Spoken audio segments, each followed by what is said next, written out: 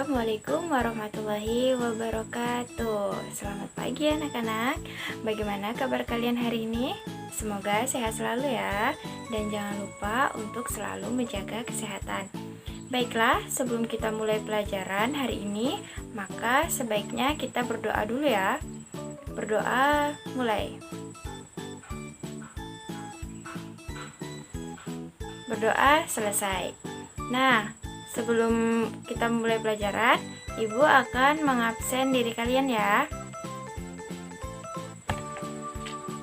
Dina, Rani, ya, Feni, Beni.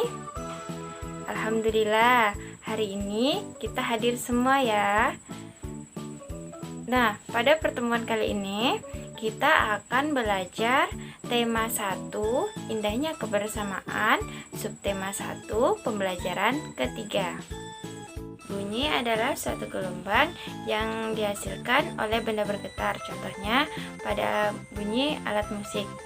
Agar gitar menghasilkan alat musik, gitar tersebut harus dipetik sehingga menghasilkan getaran bunyi.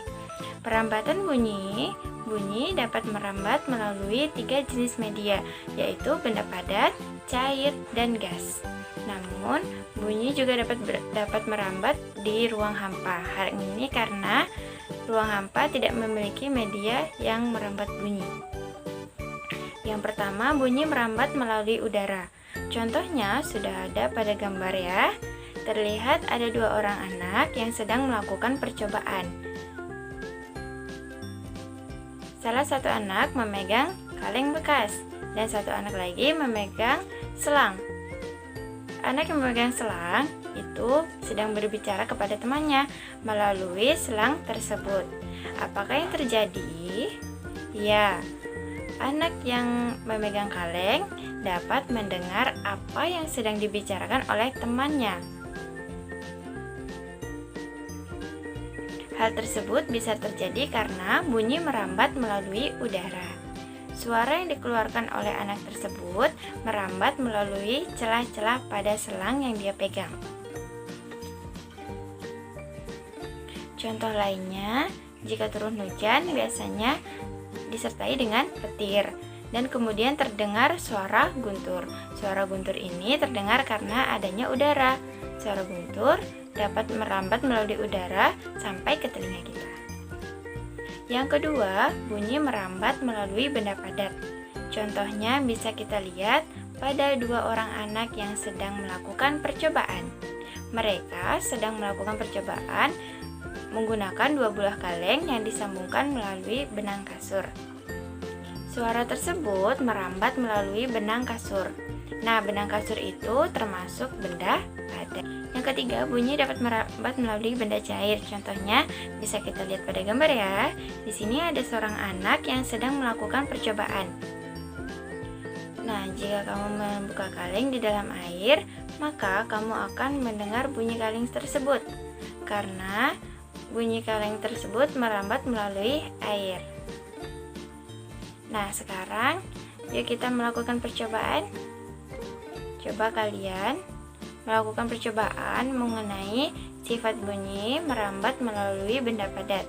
Di sini sudah ada langkah-langkah yang harus kalian kerjakan. Nah, jika sudah jadi, cobalah berbicara kepada temanmu melalui telepon gelas plastik. Atau boleh dibantu dengan orang tuamu ya.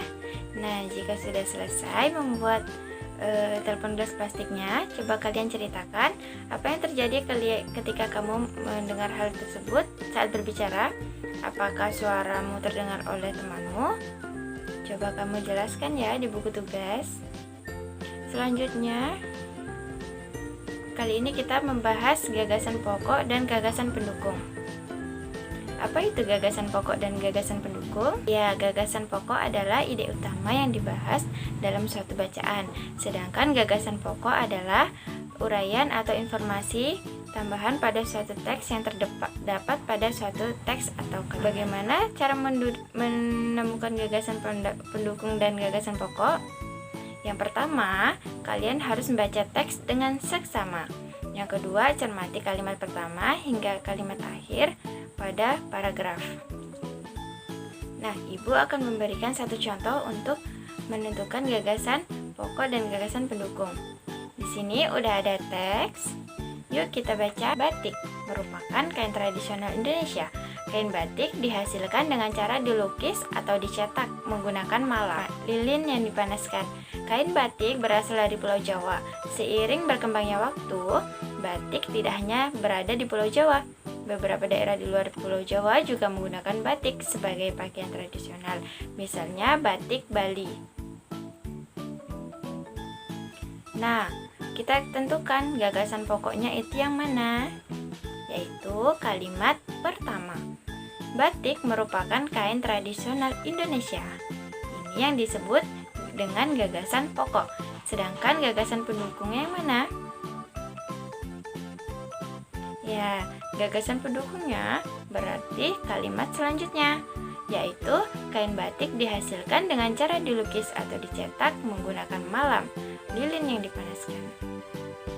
Apakah ada hanya satu kalimat gagasan pendukung? Tidak, masih ada kalimat lainnya. Nah, yang kedua gagasan pendukungnya yaitu kain batik berasal dari Pulau Jawa. Yang ketiga yaitu seiring berkembangnya waktu, batik tidak hanya berada pada Pulau Jawa. Dan terakhir, beberapa daerah di Pulau Jawa juga menggunakan batik sebagai pakaian tradisional, misalnya batik Bali. Sehingga jumlah gagasan pendukung pada paragraf ini ada berapa? Ya, ada 4. Nah, sekian pelajaran hari ini. Sebelum kita akhiri, mari kita membaca doa. Doa mulai. Selesai. Wassalamualaikum warahmatullahi wabarakatuh.